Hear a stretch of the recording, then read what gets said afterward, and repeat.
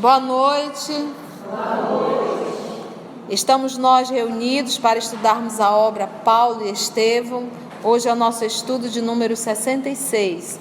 Vamos envolver a nossa irmã Rosiane para fazer a prece de abertura.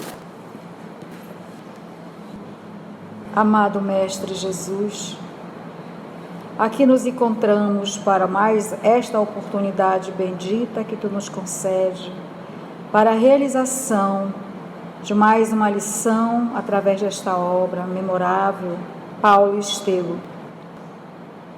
Amigo Jesus, queremos então Te rogar o Teu amparo, a intuição amiga, para que nós possamos assim, estimado amigo, ter um melhor entendimento, para que assim possamos compreender bem essas lições que são a marca da Tua existência aqui conosco. Que Tu fique conosco, amigo Jesus, a nos iluminar. Vamos lá então. Então, a semana passada, nós iniciamos o retorno de Paulo e de Barnabé a Jerusalém. Por quê? Eles receberam a informação que Jerusalém, primeiro eles tiveram um aviso, lembra da voz direta, informando que Jerusalém iria passar por momentos muito tumultuosos, bem turbulentos. E realmente chegou a notícia de que Tiago tinha sido apedrejado. Tiago, irmão de João, evangelista. Aproximadamente entre o ano 43, 44, né? Mais ou menos. E Pedro foi preso.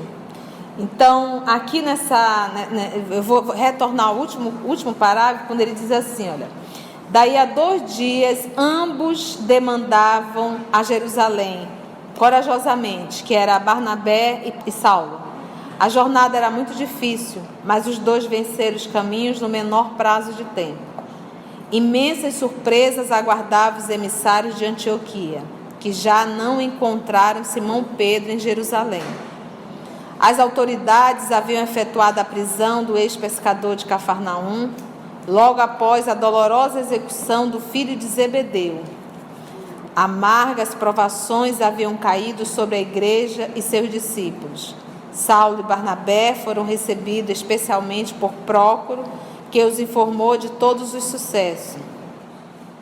Por haver solicitado pessoalmente o cadáver de Tiago para dar-lhe sepultura, Simão Pedro fora preso. Então, quando ele foi até os então administradores, mas não eram os romanos, eram os judeus, né? Solicitar a devolução do corpo, a entrega do corpo de Tiago, para que ele pudesse fazer o sepultamento digno, nisso prenderam Pedro. Pedro fora preso sem compaixão e com todo desrespeito pelos criminosos seguidores de Herodes. Mas, dias depois, um anjo visitara o cárcere dos apóstolos, restituindo a liberdade. O narrador referiu-se ao feito com os olhos cheios de lágrimas, fulgurante de fé. Contou o júbilo, a alegria dos irmãos quando Pedro surgiu à noite com o relato da sua libertação. Os companheiros mais ponderados induziram-no então a sair de Jerusalém e esperar na igreja, principalmente de Jope, a normalidade da situação. Prócoro contou como o apóstolo relutara em concordar a essa sugestão dos mais prudentes. João, que é o irmão de Tiago que foi morto, e Filipe haviam já partido. Então nós vamos no Atos dos Apóstolos, capítulo 12, versículo de 1 a 18, que vai retratar esse momento da prisão, está lá em Atos, porque lembra, tudo que aconteceu com os discípulos após a crucificação de Jesus está em Atos, tá? Durante Jesus está em Tiago, João, Marcos e Mateus, os 4 evangelhos contando o momento que Jesus estava aqui até a crucificação, ok?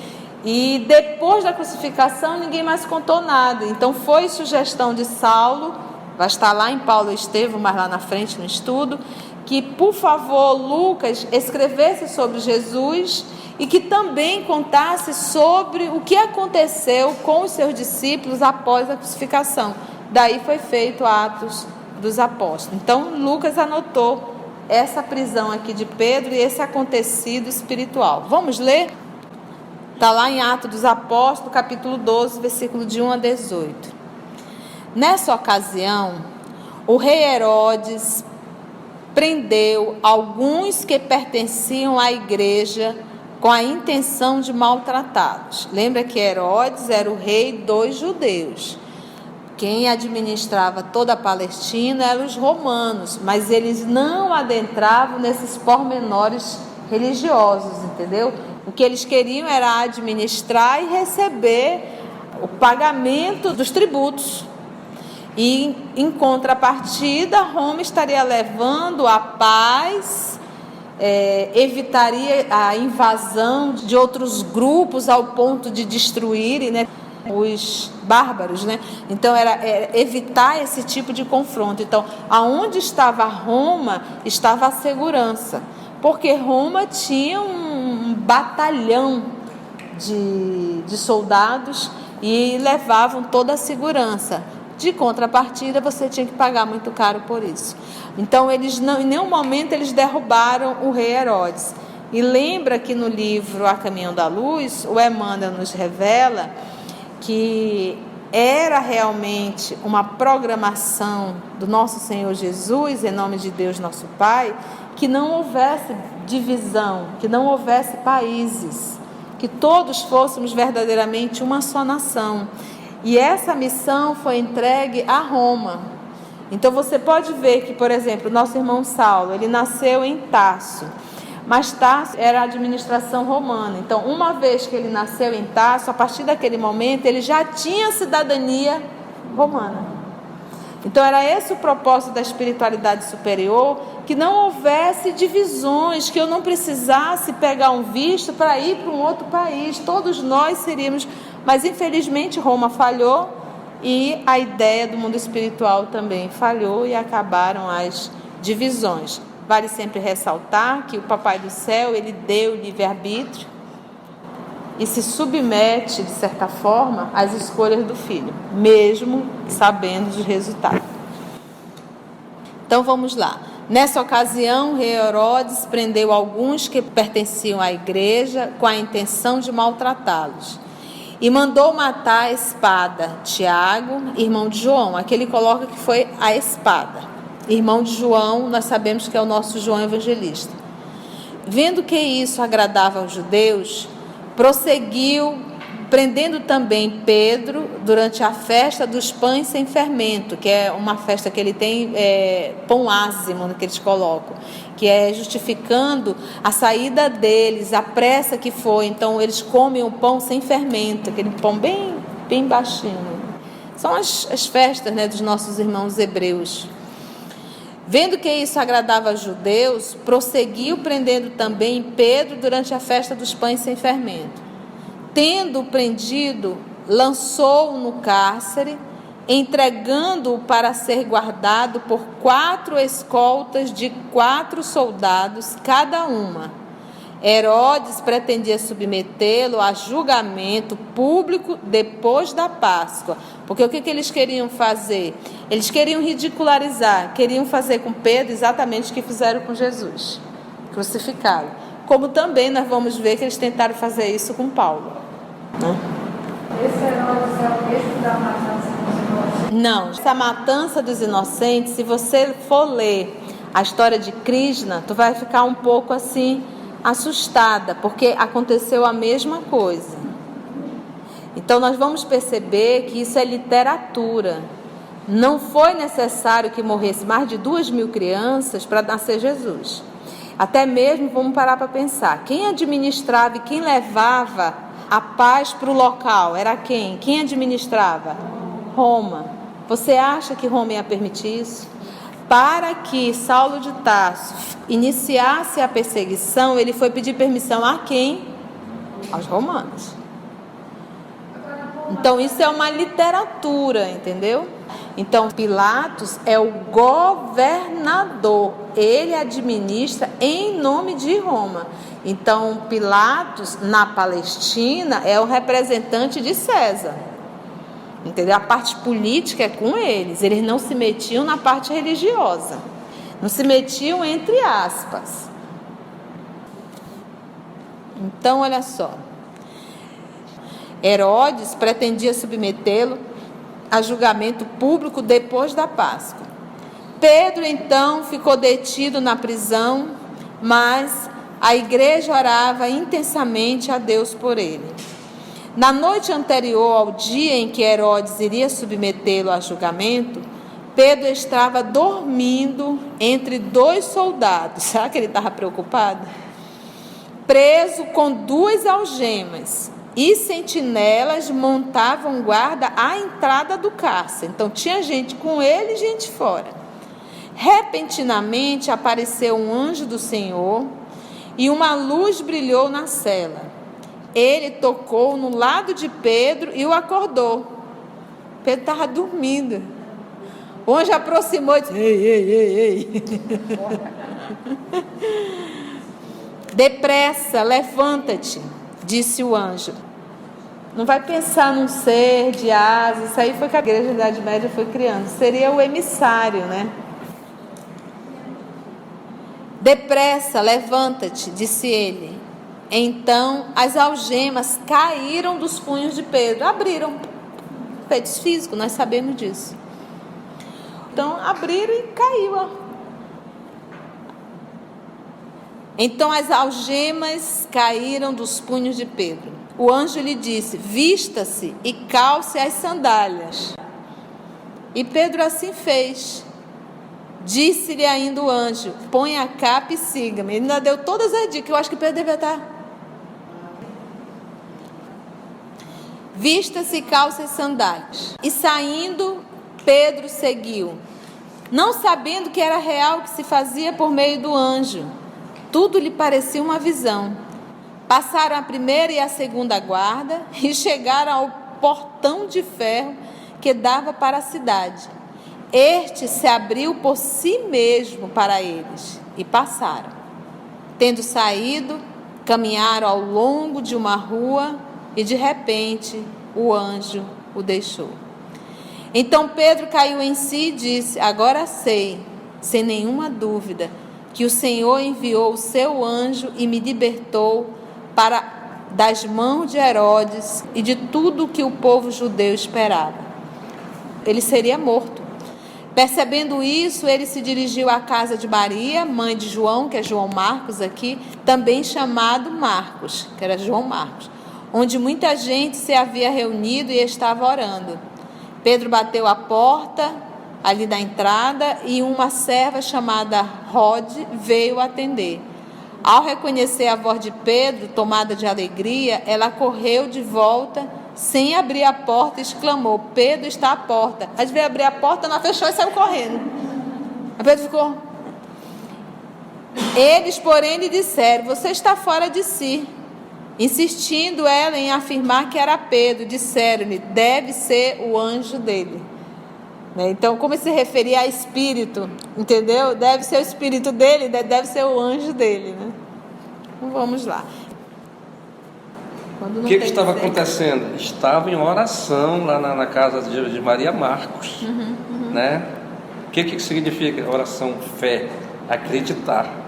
Eles acreditavam, por isso que o nosso irmãozinho, que dá o nome de anjo, né? Mas o espírito, né? Esteve lá.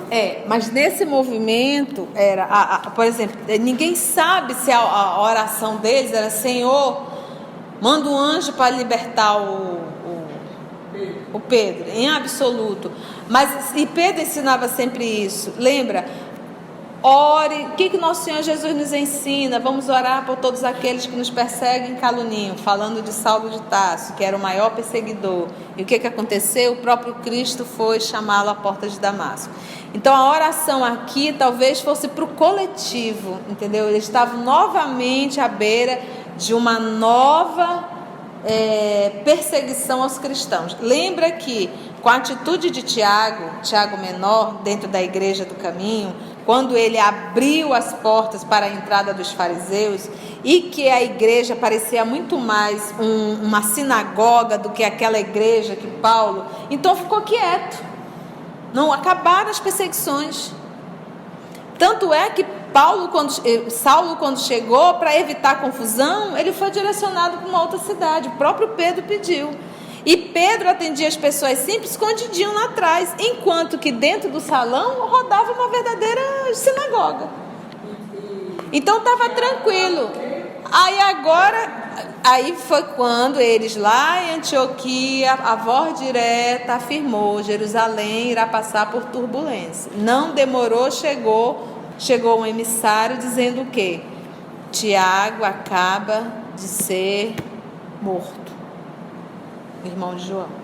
E aí é quando pede para que Barnabé vá até, e o Saulo se oferece para ir também. Então está indo os dois. Quando eles chegaram lá, essa notícia aqui do Prócoro: olha, Simão Pedro foi preso, um anjo o libertou, que é justamente essa passagem que eu acabei de falar, e solicitaram que ele não mais ficasse em Jerusalém, porque se ele estava preso, ficasse em Jerusalém, ia ser preso de novo. Quem que ia acreditar que foi um anjo? Vão dizer que os soldados beberam, que na verdade eles abriram, que cristão entrou. Então tudo que se referia à espiritualidade, eles diziam que era mentira, eles não acreditavam em hipótese alguma. No caso dos judeus, os romanos não se metiam com isso, eram os judeus. A briga toda era com os fariseus, lembra? Até porque Jesus era uma pedra no sapato dos fariseus. Por que ele era uma pedra? Porque ele não admitia a hipocrisia. E ele falava na lata, como diz o jovem hoje: hipócritas, sepulcro caiado por fora e cheio de podridão por dentro. Então várias vezes ele estava ali frente a frente com os fariseus, fazendo cura no sábado. Ele não podia mexer naquele movimento do cego, que ele mexe no barro, ele cospe, faz aquele melequê e passa nos olhos. Ele não precisaria nada disso, mas era mostrando que o ser humano é mais importante do que a diretriz.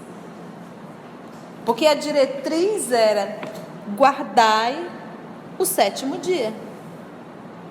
O sabate dele, né? O shabat que eles chamam. Guardai, você não pode fazer nada. Antes de Moisés, a lei era muito dura, era muito desigual. Se eu arrancar o dedo da Rosiane, a Rosiane vai lá na minha casa e mata a minha família todinha.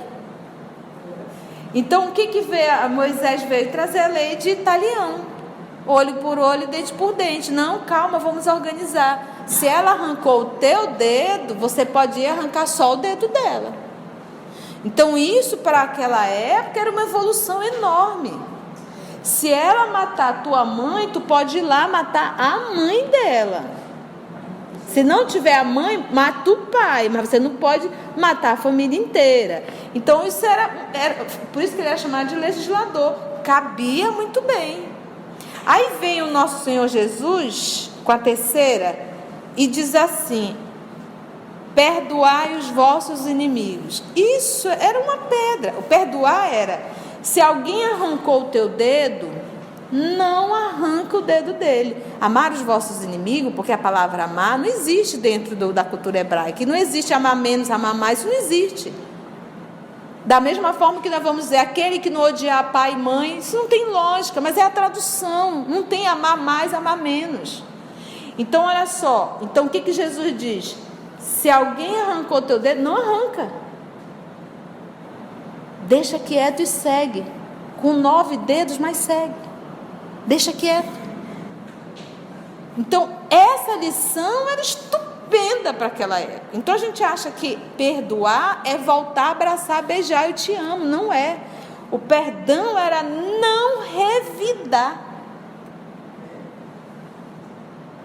Que até hoje é uma dificuldade não revidar. Então vamos lá. Os companheiros mais ponderados induziram-no então a sair de Jerusalém, Pedro, e esperar na igreja incipiente, que é principiante, de Jope, a normalidade da situação. Prócoro contou como o apóstolo relutara em concordar a essa sugestão dos mais prudentes. João e Filipe já não estavam mais em Jerusalém, haviam partido. As autoridades apenas toleravam a igreja em consideração a personalidade de Tiago menor, primo de Jesus. Então, a igreja ainda ficou de pé por causa de Tiago, porque Tiago tocava a música deles. Tiago não tinha absolutamente nada contra. Tudo que Tiago fazia era de comum acordo. Então, aquilo ali era uma sinagoga com outro nome. Tiago menor. Que batia até de frente com Saulo. Que bateu várias vezes. Ele só não foi preso na primeira perseguição, porque quando Saulo entrou no quarto, ele estava de joelho com a Torá em mãos. Vocês lembram disso? Pelas suas atitudes de profundo ascetismo, impressionava a mentalidade popular. Tá? Ascetismo é a pessoa que se entrega à vida prática de espiritual, extremamente espiritualizada. Profundo ascetismo impressionava a mentalidade popular, criando em torno dele uma atmosfera de respeito intocável. Na mesma noite da libertação, por atender-lhe à insistência, Pedro fora conduzido à igreja pelos amigos. Desejava ficar despreocupado das consequências, mas quando viu a casa cheia de enfermos, de famintos, de mendigos, andrajosos, houve de ceder a Tiago a direção da comunidade e a partir para Jope, a fim de que os pobrezinhos não tivessem a situação agravada por sua causa. Então Pedro foi para Jope não fugindo do testemunho, mas para não trazer qualquer tipo de transtorno aos enfermos que estavam dentro da igreja. Uma vez que ele permanecesse, poderia ter uma invasão, isso é uma confusão só, Isso é pensar no outro antes de pensar em si. Saulo mostrava-se grandemente impressionado com tudo aquilo. Junto de Barnabé, tratou logo de ouvir a palavra de Tiago, filho de Alfeu. O apóstolo recebeu de bom grado, mas podiam-se-lhe notar desde logo os receios e inquietações. Repetiu as informações de Prócoro, em voz baixa, como se temesse a presença de delatores. Alegou a necessidade de transigência e de tolerância com as autoridades. Invocou precedente da morte de filho de Zebedeu. Referiu-se às modificações essenciais que introduzira na igreja. Na ausência de Pedro, criara novas disciplinas. Ninguém poderia falar do evangelho sem referir-se à lei de Moisés. Olha aí. Ou seja, qual era a ideia? Aceitar Jesus até como um profeta, mas não um Messias. E que ele estaria abaixo de Moisés. Então, para falar de Jesus, primeiro fala de Moisés. Ele colocou isso dentro da igreja do caminho. As pregações só poderiam ser ouvidas pelos circuncisos. Ou seja, isso é dentro da sinagoga. Uma vez que o menino nasce, ele tem que ser circuncisado. Ele teria que ser. Então, uma vez que a criatura não é um judeu, é um gentio, então logo ele não fez a circuncisão. Então, para permanecer na igreja e ouvir, ele terá que fazer a circuncisão. Virou uma sinagoga. A igreja estava equiparada às sinagogas. Saulo e o companheiro ouviram-no com grande surpresa. Entregaram-lhe em silêncio o auxílio financeiro que Antioquia mandou. A ausência eventual de Simão transformara a estrutura da obra evangélica. Aos dois recém-chegados, tudo parecia inferior e diferente. Barnabé, sobretudo, notara algo em particular. É que o filho de Alfeu, o Tiago, elevado à chefia provisória, não os convidou para se hospedarem na igreja. Olha só. Lembra que era de costume? À vista disso, o discípulo de Pedro foi procurar a casa de sua irmã Maria Marcos. Essa Maria Marcos aqui é mãe de João Marcos, um dos evangelistas. Marcos. É porque o nome dele é João Marcos. Mãe do futuro evangelista, está aqui, ó. Que os recebeu com grande júbilo. Saulo sentiu-se bem no ambiente de fraternidade.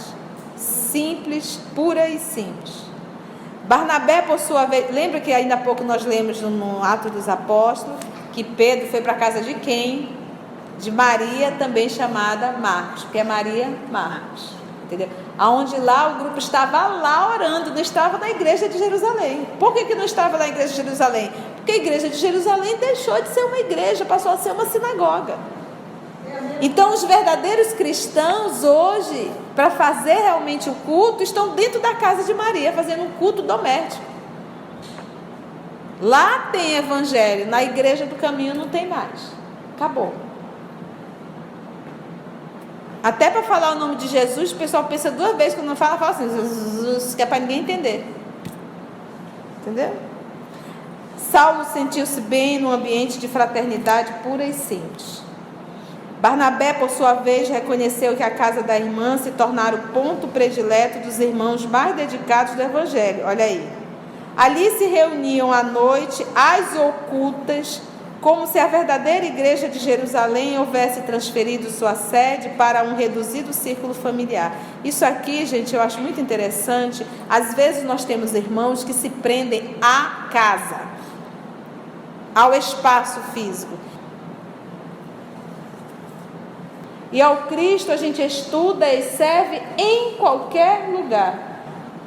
Pode ser no canto, pode ser no outro canto, porque o que importa é o trabalho a realizar, não a estrutura. E às vezes nós percebemos alguns irmãos a dificuldade que tem de sair de uma casa para ir para outra. Não, o estudo só é bom lá. O que é isso? Não é a casa que vai falar, é o evangelho. Mas nós percebemos alguns irmãos que lutam inconscientemente porque não vai. Olha aqui, olha, a igreja do caminho acabou. Hoje está funcionando aonde? Dentro da casa da Maria Marcos.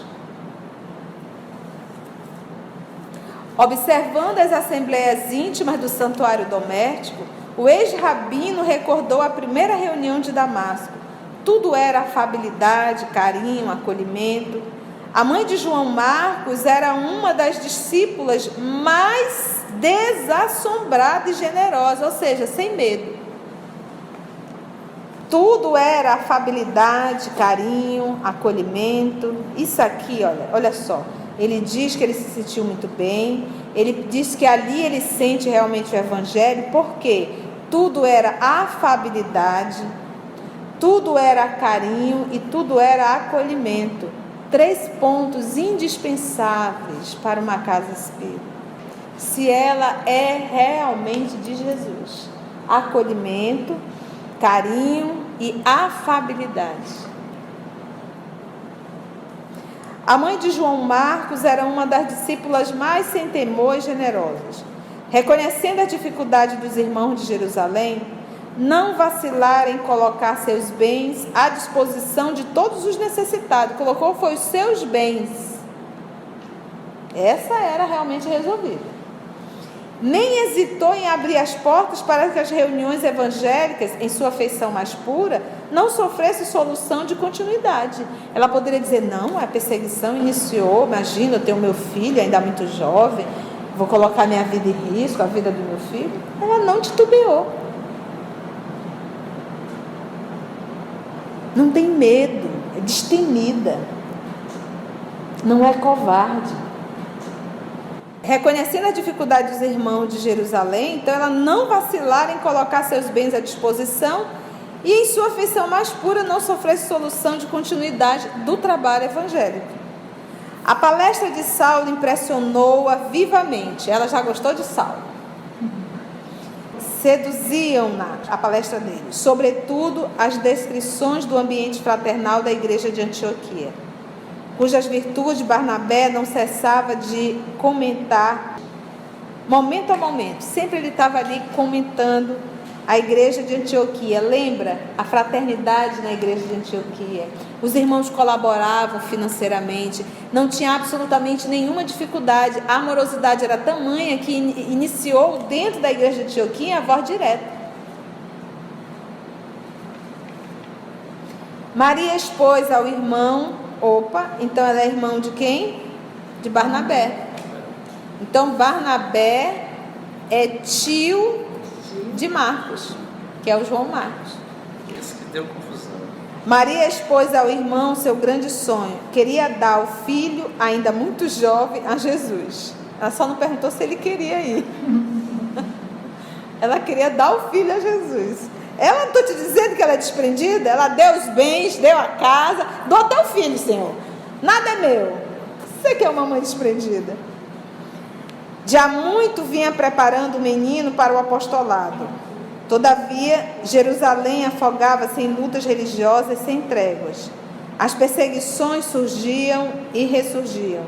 A organização cristã da cidade experimentava profundas alternativas.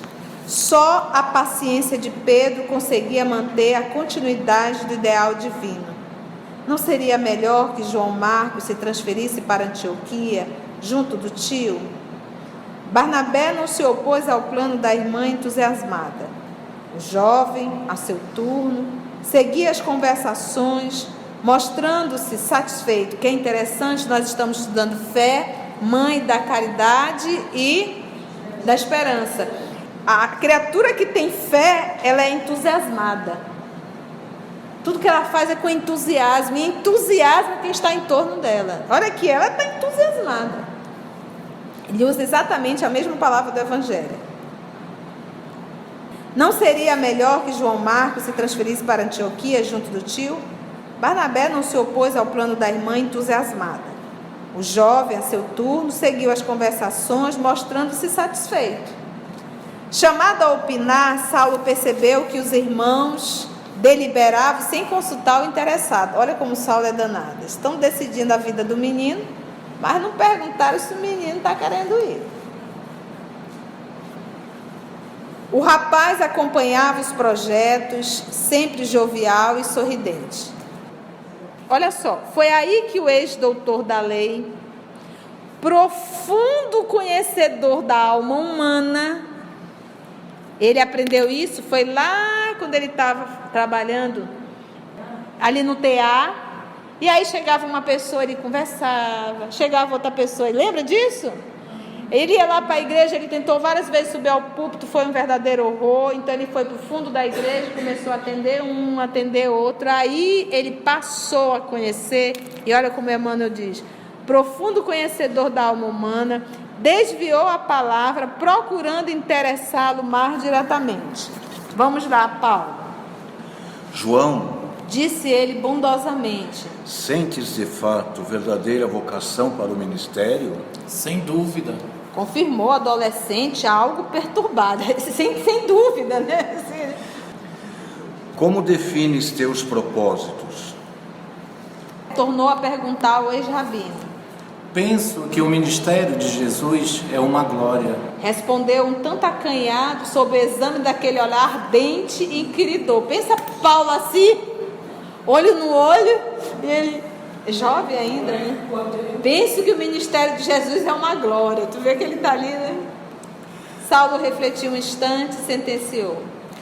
Teus intuitos são louváveis, mas é preciso não esqueceres que a mínima expressão de glória mundana apenas chega após o serviço. Se assim acontece no mundo, que não será com o trabalho para o reino do Cristo? Mesmo porque, na terra, todas as glórias passam e a de Jesus é eterna. Porque ele falou, penso que o ministério de Jesus é uma glória. Aí ele diz, tudo bem, é uma glória, mas antes da glória vem o quê? Trabalho.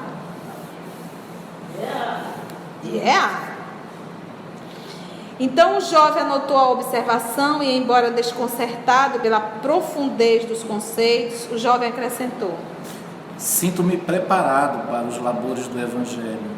E além disso, mamãe faz muito gosto que eu aprenda os melhores ensinamentos nesse sentido, a fim de tornar-me um pregador das verdades de Deus.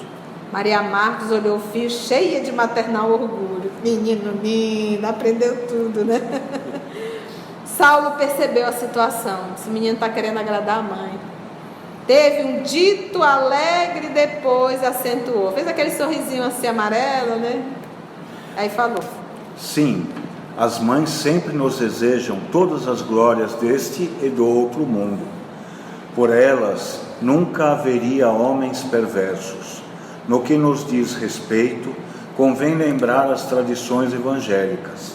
Ainda ontem, lembrei a generosa inquietação da esposa de Zebedeu, ansiosa pela glorificação dos filhinhos. Jesus lhe recebeu os anseios maternais, mas não deixou de lhe perguntar se os candidatos ao reino estavam devidamente preparados para beber do seu cálice. E ainda agora, vimos que o cálice reservado a Tiago continha vinagre tão amargo quanto o da cruz do Messias. Porque foi a mãe de João e de Tiago maior que chegou próximo de Jesus e disse: Senhor, tu pode colocar um filho meu à tua direita e outro à tua esquerda no reino de Deus? Olha o pedido dessa mãe. Aí Jesus olhou para ela, olhou para ele e disse assim: vocês poderão beber do meu cálice? Estão, né? Aí eles balançaram a cabeça, né? Aí ele disse: mas entre sentar à minha direita e à minha esquerda, isso aí é com meu pai. Então foi o pedido. Ele está lembrando aqui. Ele disse: olha, a mãe de Tiago e de João solicitou que um sentasse à direita e outro à esquerda. E Jesus perguntou se eles estariam prontos para beber o cálice. E tu acabou de ver que o cálice do Tiago foi de vinagre. Então tu está pronto para pagar o testemunho? Porque às vezes a gente busca a glória, mas a gente não para pensar. Você olha para um Chico Xavier, 90 anos, conhecido mundialmente, mas você não sabe o cálice que esse homem bebeu diariamente. Todos silenciaram. Olha como Saulo amadureceu, mas continuou em tom prazenteiro, modificando a impressão geral. Isso não quer dizer que devamos desanimar ante as dificuldades para aliciar as glórias legítimas do reino de Jesus. Os obstáculos renovam as forças. A finalidade divina deve representar nosso objetivo supremo. Se assim pensares, João, não duvido de seus futuros triunfos. Os obstáculos renovam as forças. Mãe e filho sorriram tranquilos. Ali mesmo combinaram a partida do jovem em companhia de Barnabé. O tio discorreu ainda sobre as disciplinas indispensáveis, o espírito de sacrifício reclamado pela nobre missão. Naturalmente, se Antioquia representava um ambiente de profunda paz, era também um núcleo de trabalhos ativos e constantes. João Marcos precisaria esquecer qualquer expressão de esmorecimento, para não dizer preguiça, para entregar-se de alma e corpo ao serviço do Mestre, com absoluta compreensão dos deveres mais justos. A nossa luta é para sair de casa para vir para o estudo.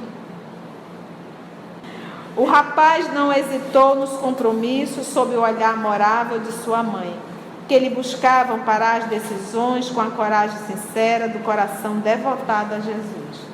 Dentro de poucos dias, os três demandavam a formosa cidade do Orontes, que é o rio.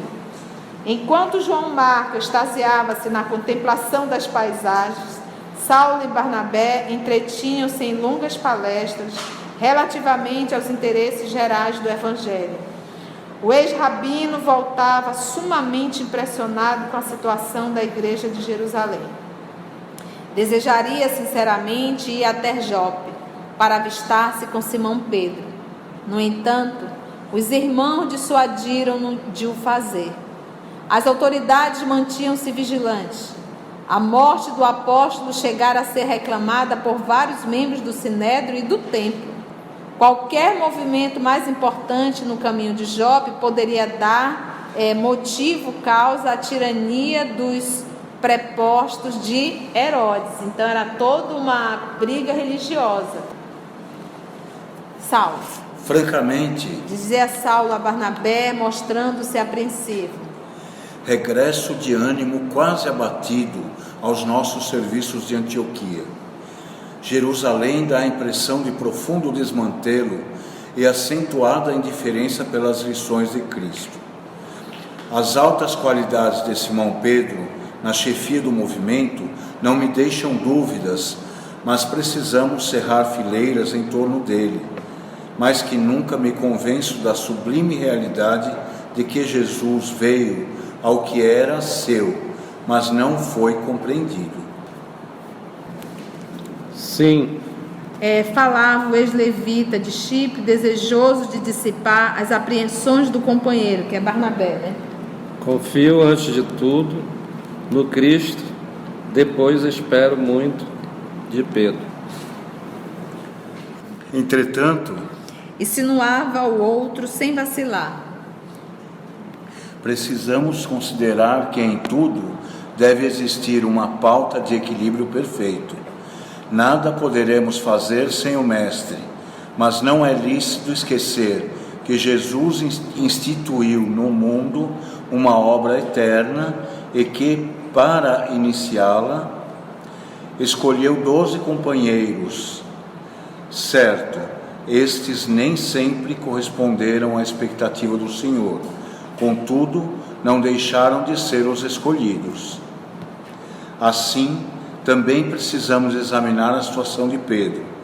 Ele é, sem contestação, o chefe legítimo do colégio apostólico, por seu espírito superior afinado com o pensamento do Cristo em todas as circunstâncias.